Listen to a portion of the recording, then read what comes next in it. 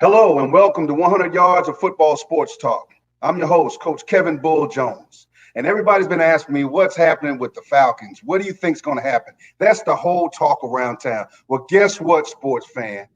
I don't know about the Falcons that much as far as what I think as a coach, but I brought somebody in who really, I call him one of my favorite people because he is the current lead host of the pregame and postgame show for the Atlanta Falcons.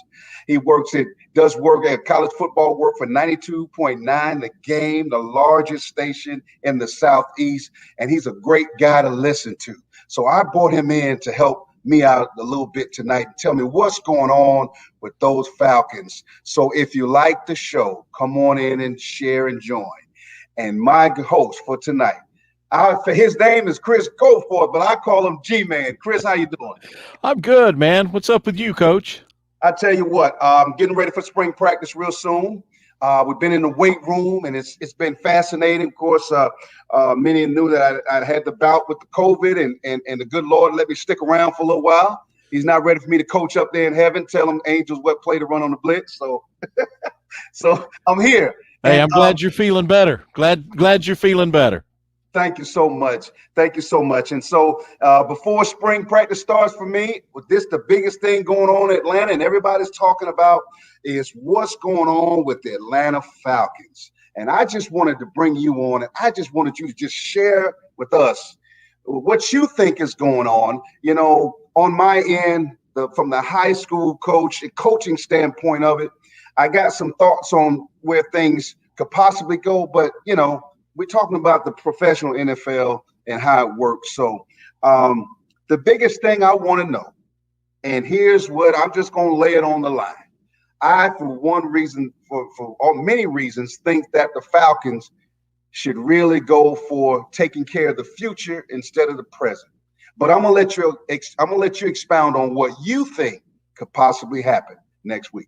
Well, Coach, there's a couple things at work here, and you know, number one, and I think you and I talked about this before. Falcons don't have a lot of room underneath the salary cap. At one time a couple of weeks ago, now I don't know how things changed with releasing Ito Smith and signing Cordero Patterson. That's kind of been, I guess, the two largest moves this team's made in the last 2 weeks. So I don't know how necessarily that has changed the cap situation since that time. Before then, the Falcons didn't even have enough room underneath the cap to be able to sign their draft picks this year. I think that's the number one situation. The number one thing that has to happen is you've got to find a way to be able to clear cap space. They haven't touched Julio Jones's contract yet. They haven't touched Grady Jarrett's contract yet. Right. So, and I think those are the two that would probably be the easiest for them to go in and rework in order to give themselves a little bit of cap space. The one thing that I don't want to see the Falcons do is don't kick this can down the road. In other words, don't take a problem that you've got with the salary cap in 2021 and make it a 2022 or a 23 or a 24 problem. I don't think that serves this franchise well going forward. And I don't think they will do that. I kind of get the feeling that, you know, Terry Fontenot is sort of in a situation right now where he's willing to bite the bullet. Let's deal with this situation here in year one so that we can be ready to move forward. Now, they do have the number 4 pick in the draft. It's not often that you get a chance to pick this high. You hope, right? You hope you don't have to pick 4th again. That's right. So there's a couple of different things at work here. Number one, because of the salary cap situation, it's my belief that the Falcons need to find as many starters out of this draft as possible. They need to find as many guys that are plug-and-play folks that can come in and contribute right away, guys that can play on a rookie deal to be able to, again, to help with this salary cap situation.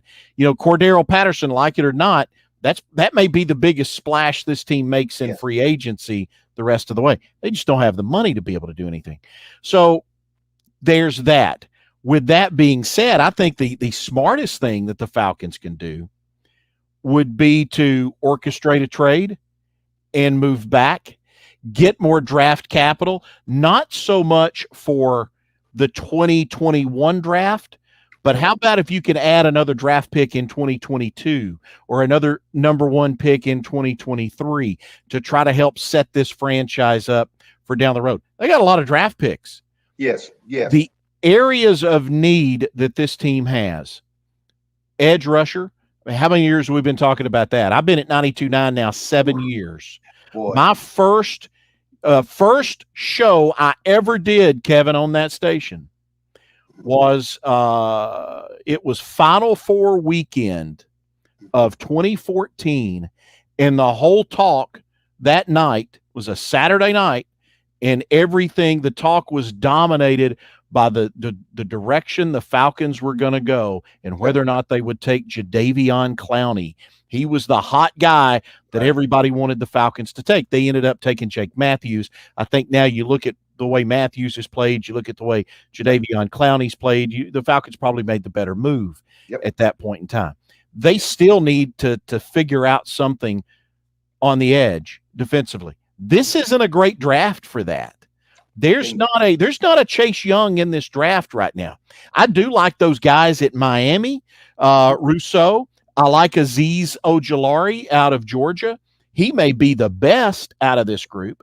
Yes. The issue there is that I don't think you got to take any of those guys at 4. I think if you make a move with somebody and move back in the draft, whether it's Denver, I think the Broncos are going to be in the market for a quarterback. They may want to move up to 4.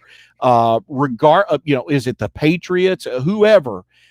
I think you could probably still get one of the best edge rushers or the best edge rusher in this draft by moving back. Right. They also have a need at cornerback as well. There's, Patrick Surtain at Alabama. He's probably the best cover corner in this draft. Correct. Is he worth a number 4 pick, though? I don't really think so. But, again, he's a guy you could probably move back and still be able to address that area of need. I think the running back situation, and when you and I spoke back, I guess it was back in February maybe or January when we talked last, we didn't know really what was going to happen at the running back spot. At that time, Ito Smith was the only running back the Falcons had under contract. Well, now we see the moves that have kind of been made. They've still got to address that, but I don't know that is as much of a pressing need right now for the Falcons. I'd love to see Najee Harris come here. I don't know that he's going to be a guy that, do you take a first-round pick on him? I don't really think so. I don't really think the Falcons would go that way. So if you move back, I think there's room there to get one of the best, if not the best, edge rusher in this draft. I think there is room there to go get a top corner. Now, if you want to stay put at number 4, let's talk about that for a second. That's right. To me, the safest pick in this draft is Penei Sewell, the offensive tackle out of Oregon. You draft Sewell, you can move Jake Matthews back inside. Jake plays guard. You've got 5 first-round guys on your offensive line now.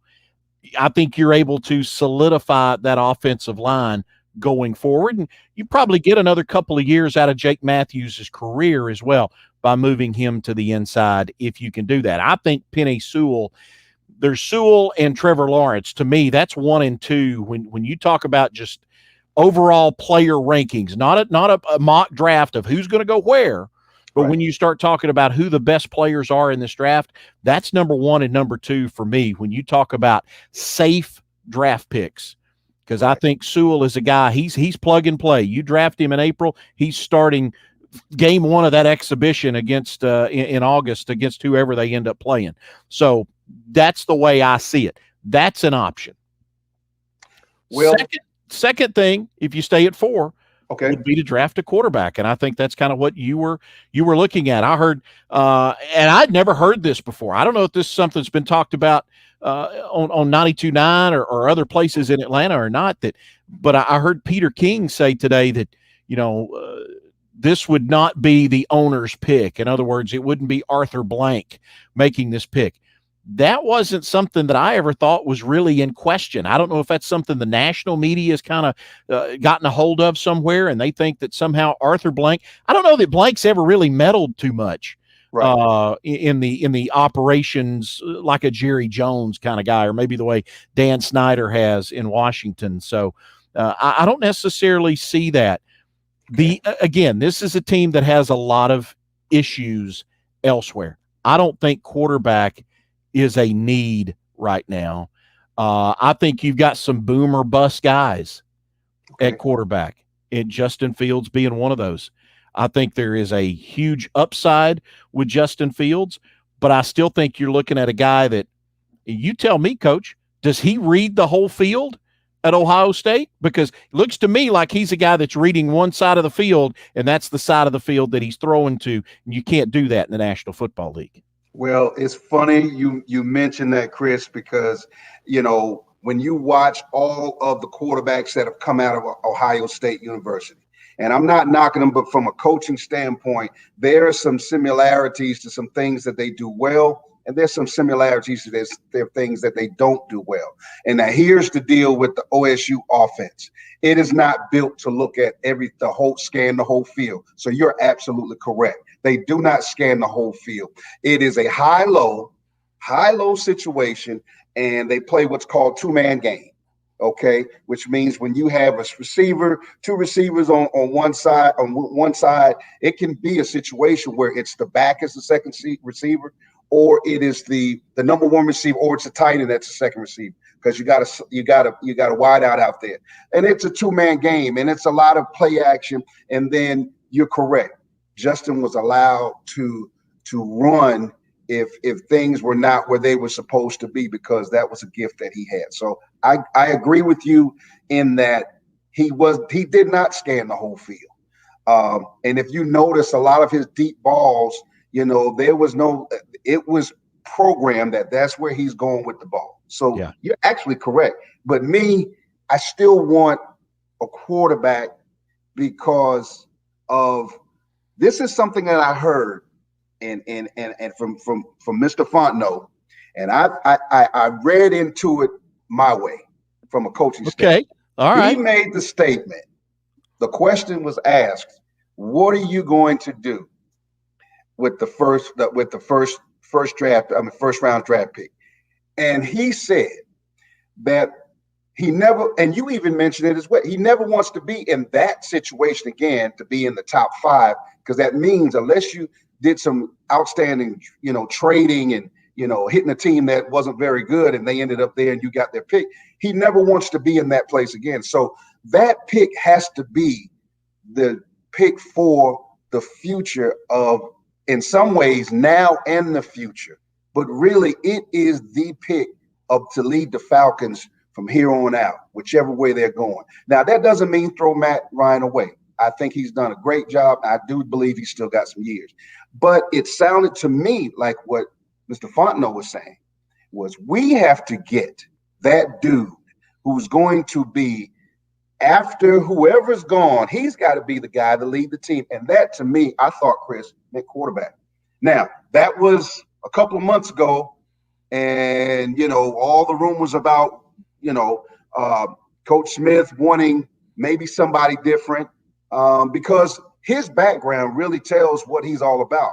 But when he brought in his OC, he kind of threw everybody a curveball, because then it showed that he brought in a guy that likes to spin that ball around. So I caught that.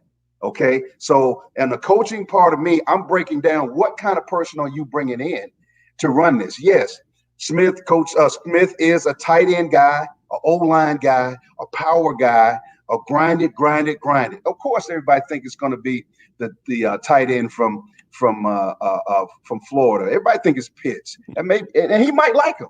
Yeah. However, when you bring in a person that is prolific in the passing game, such as Dave Ragone, you brought him in, then that tells me that you're going to have a balance. See, on my staff, I don't have a problem. I'm a press man, off man, coverage guy, but I don't have a problem with a guy that maybe he doesn't think my way. Maybe he is a zone guy, but I need the balance on my staff, because I want that interjection of, hey, coach, we might need to throw a little wrinkle here. So Right. that's what I was thinking.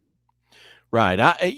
So if you go quarterback, look, we know Trevor Lawrence isn't going to. I mean, he that's not an option, right? Right. I mean, he's gone. I think Zach Wilson probably goes 2 or 3. We've talked about Justin Fields already. Are you comfortable with Trey Lance? Because I'm not. I'm not comfortable with a guy Man. coming from an FCS school that only started 17 games at the FCS level. That makes me a little nervous now. Now, is it better if you take him knowing that, Matt's okay for another year or two? And so the idea is Trey Lance comes in to sit for 2 years and develop. Maybe that makes a little more sense. But on the surface of looking at it, I get a little shaky over the idea of taking a guy and I know, the Falcons have been to his pro days.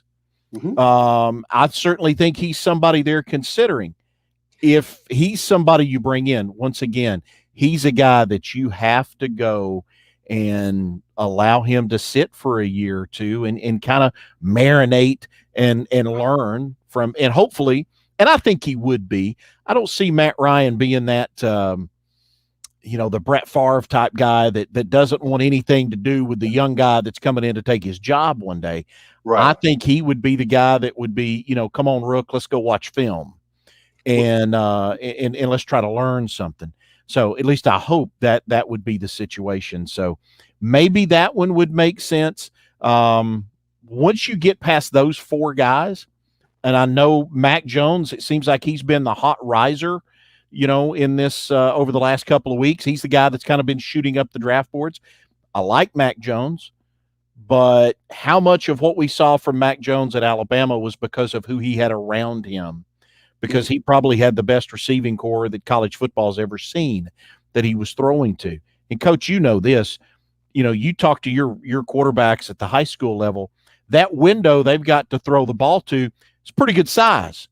You move up in levels now, you go play, in the SEC, man, it gets narrow.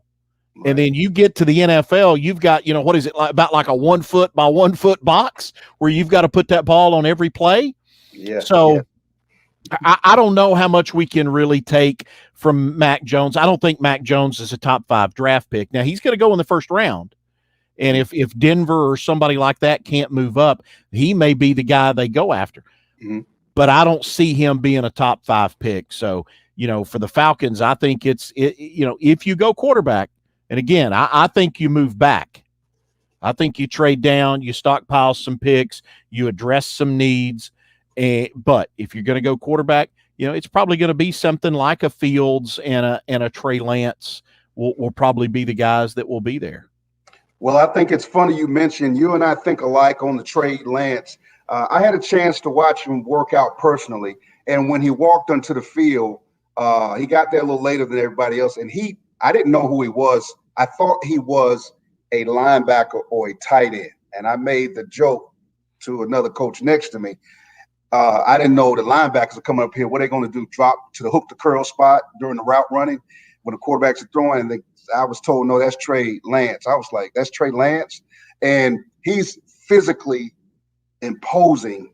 He looks like a linebacker tight end. But here's the reason why I don't like him coming in the top 10, or should I say for the Falcons to consider him. Of his 16 games in 2019, he had 1 game where he threw for 313 yards. That game was against a team, Western Illinois, that was 1-7. He threw for 225 yards passing against Missouri State. They were 1-7. He threw for 249 yards against South Dakota. They were 5-7. Now, the rest of his games offensively throwing the football, he threw for between 125 and 169 yards. Now, that's in 16 games in 2019. He averaged rushing for almost 80. He had 1 big game where he had almost 200 yards rushing. Other than that, everything else was high 80s in rushing. Now, the point that I see everybody's trying to go with the Falcons is that he came from a system, and you look at his highlights, it's a lot of 12 personnel. It's a lot of 12 personnel or 22 or 20, 21 personnel, 2 backs, 1 tight end. And it's play action deep ball. Okay, yes, that looked good. I never saw any empty sets, any 10 personnel where we got twin doubles, 2 receivers on each side. I never saw any of that whole sequence of high-low things of that nature. Everything quads, 4 receivers on one side. I saw none of that. Everything came from it's play action. I got to throw. If it's not there, run. So that to me as a coach, and when anybody looks at his highlights right now, sports fans, you'll see that. That's what you see. And true enough, your highlights are supposed to be your best plays, right, Chris? That's it. So that's what I saw. And that made me say, he might be a guy to sit.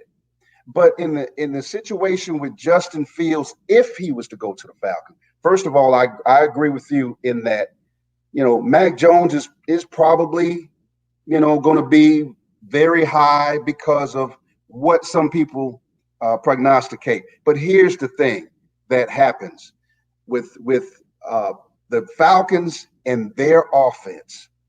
Matt Ryan has been able to work that play action 11 personnel stuff pretty well. Okay, so we don't ask Matt Ryan to scramble. And I was thinking that if we had somebody to sit and learn from Matt Ryan the proper way to get that ball down the field, I think Dave Ragone is going to do a great job. But Matt is a true leader. He's a great veteran. And we have to be concerned, Chris, if he gets hurt, because he scrambles if it's less than 7 yards. I broke down all the film. He scrambles. So now what if he gets hurt? The coach, right? But what if he gets hurt? Then what do we do, Chris? Well, I think it's highly likely that the Falcons take a quarterback this year. I don't know that quarterback comes at number 4, but now I think there is a really good chance. We haven't heard anything really about the Falcons snooping around any of these other guys because all the focus has been really on the big 4 or big 5 guys. But I think it's highly likely they end up taking a quarterback somewhere. Maybe it's in round 2, maybe it's not till round 3 or 4, but I think there's a good chance that the Falcons, there's a guy there, whether that's, Davis Mills out of Stanford, is that Kyle Trask from Florida, is that, Jamie Newman, who we never got to see play in the state of Georgia. I think it's likely that it could be one of those 3 guys, maybe. But as you mentioned, what's that backup quarterback situation going to be this year? We don't really know right now. So I think it's very likely that the Falcons take a quarterback. I'm just not sold on the idea they end up taking one at number 4. And look, when you start going back and you look at the history of this draft over the last, decade, within the last 5 years, gets a little bit, man, the quarterback situation, these guys that are taken early, doesn't always pan out. I don't know what the numbers suggest, what the stats say, but it feels like that most of these guys are more bust than boom when it comes to taking a quarterback early. So again, I think you can address some other needs and take a shot on a quarterback later, a developmental guy that can sit for a year or so. You can see what you have. If you trade back, I think it's likely you could add another first-round draft pick into next year, where then maybe you put a package together and you're able to, whoever the guy is, do you want Sam Howell? Do you want Spencer Rattler? Whoever that quarterback is going to be next year that's going to be the hot guy. Maybe you put a couple of pieces together and next year you try to move back up into the top 3, 4, whatever, and be able to take one of those guys. So I don't necessarily feel like there is pressure on the Falcons to take the quarterback now. And I get the feeling from a lot of people, Brian, that's the way they look at it. Oh my gosh, we got to take a quarterback. We have to take a quarterback. I don't get that feeling. I really feel like if you don't get it this year, no sweat, you're going to have some draft capital to be able to go get him next year if that's the guy you want. I think it's more important to find the right guy that this staff is comfortable with than it is to take the shotgun approach, if you will, and splatter a whole bunch of stuff. Hey, let's take a bunch of guys and see who sticks. That's what happens in college football now. We're going to draft a quarterback every year. We're going to stock them. We're going to stockpile them, and then we'll figure out who can play, and then everybody else is going to transfer. You don't have to do that in the NFL. Again, I think you can work this where you can have some draft capital.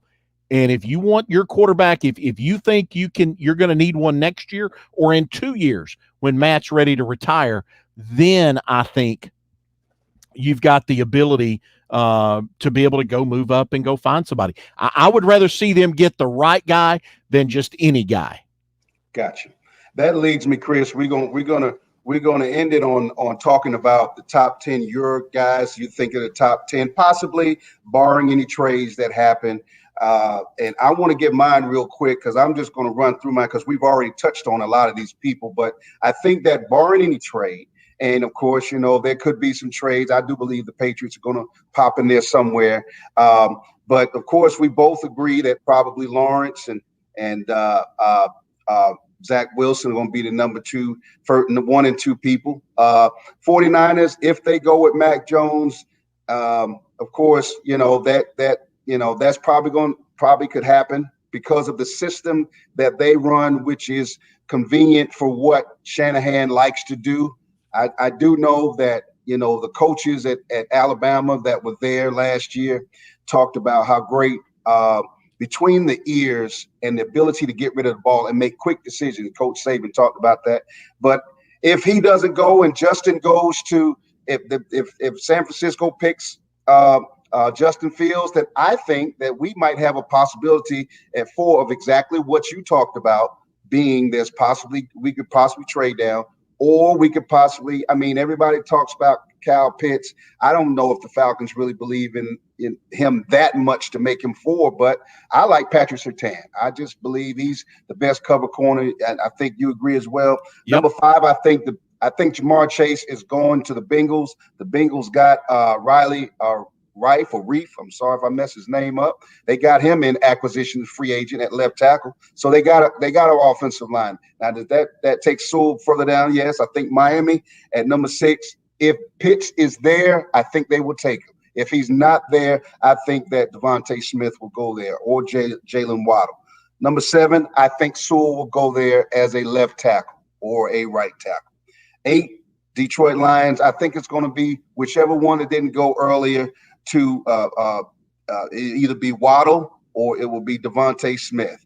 8, I believe the Patriots are going to find a way to get up there, and they're going to take Trey Lance. Other than that, I think the Broncos will take Trey Lance. At 9, that's at 9, but at 10, I really believe Jerry Jones is going to, if Patrick Surtain is sitting there, Chris, I believe he's going to Dallas, and that's my top 10. I would love to end off with your top 10. Yeah, I'll make it. I'll make it kind of quick. Again, I think we're both in agreement there. Trevor Lawrence is going to be the number 1 guy. I think Zach Wilson, the quarterback from BYU, ends up being the number 2 pick. I think Justin Fields ends up going 3. Once you get out of that, let's go at number 4. I'm going to go back to what I said earlier about Penei Sewell going at number 4. At number 5, I think it opens itself up a little bit now.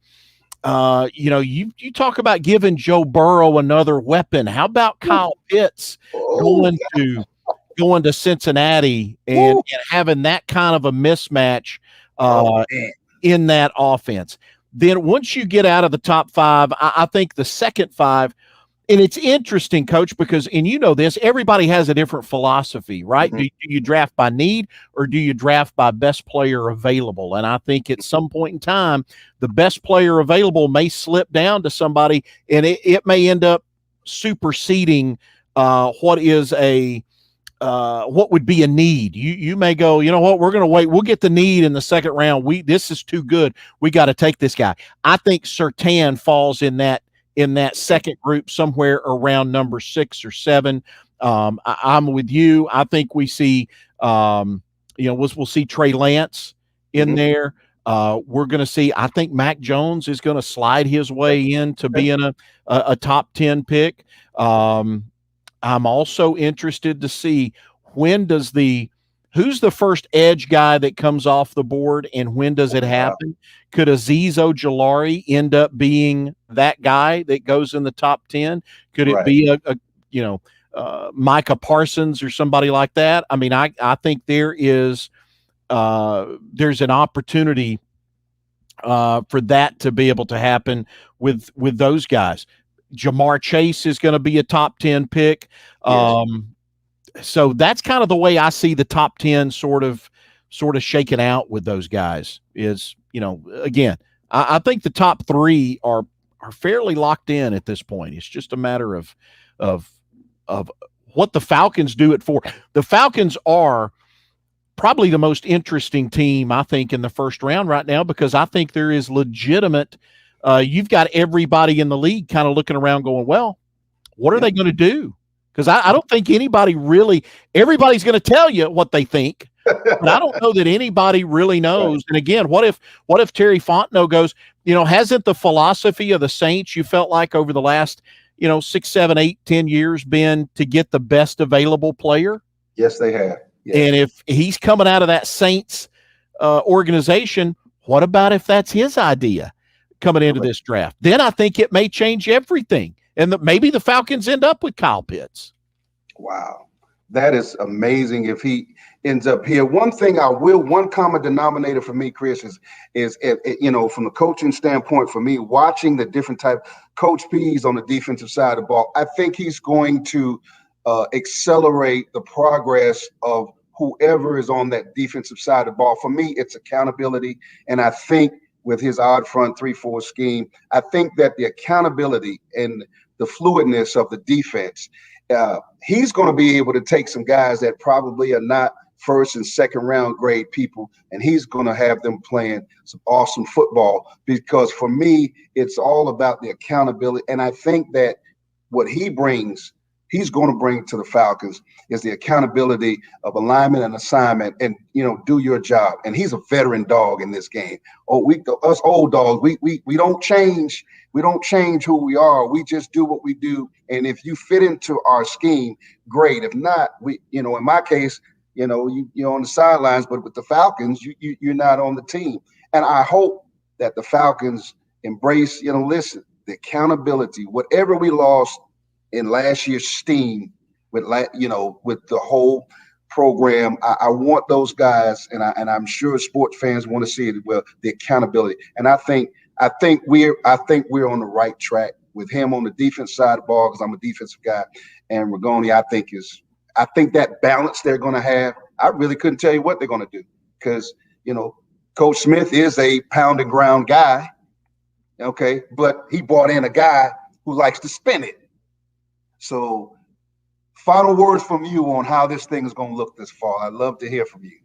Well, if we're going to talk about how it looks in the fall, let's talk about expectations for this team. Okay. Can they win 6 or 7 games this year in a 17-game regular season? Yeah, probably. I think that's probably where most of the teams right now in the NFL are probably. It's kind of designed for everybody to go 8-8, and then you got to hope you catch a break. But it's the Falcons we're talking about; they don't get breaks, right? So, you're 6-7 wins probably is where I would put this team at right now, given the situation and a lack of depth. I think what they will have the opportunity to put out there 1 through 11 on both sides of the ball may be okay. Going to be a little young in the secondary. There'll be some growing pains. They've got big, fast, athletic linebackers that should get people excited. Defensive line, there's Grady Jarrett, and then who? Mm-hmm. They got to find some help there. Free up Grady a little bit. Not a lot of people in the NFL, I'm going to say nobody in the NFL wants to or can block Grady Jarrett one-on-one. You got to have a little help with the big man. So give him some help on that line. If they can do that, maybe this defense can continue the steps forward that we saw them take over the course of last year, but they've got to get better. They weren't good last year in coverage. They've got to get better this year in that secondary. Offensively, look, so long as number 2 is back there at quarterback and he's flinging the football and we've seen you've got an athletic tight end already in Hurst. You've got Ridley at wide receiver. Hopefully Julio can stay healthy. I hope he's nursing that hamstring. Julio, sit down if you're watching. Don't be overdoing it this summer. Take care of that thing. When 11 is on the field, he's somebody you got to account for. They got to figure out the running back spot, but so long as number 2 is at quarterback, I think the Falcons are going to continue to score points. I think they'll be exciting. You got to keep him upright. You've already mentioned you cannot let that guy get hurt. They're going to be in a situation this year where they may have to outscore some people to be able to win some games. I really think so. Well, I tell you what, who better to talk about the Falcons and where they're going? I thank you for taking some time out. I know you've been busy, and I'm glad I was able to grab you for a short amount of time. But hey, we'll do it anytime, man. You yell at me, we'll make it happen. Thank you so much, Chris Goforth, aka my G-Man. always. We'll talk soon. Thank you so much. See you, man. Thank you so much, and thank you for watching 100 Yards of Sports. Thank you so much. Have a great night.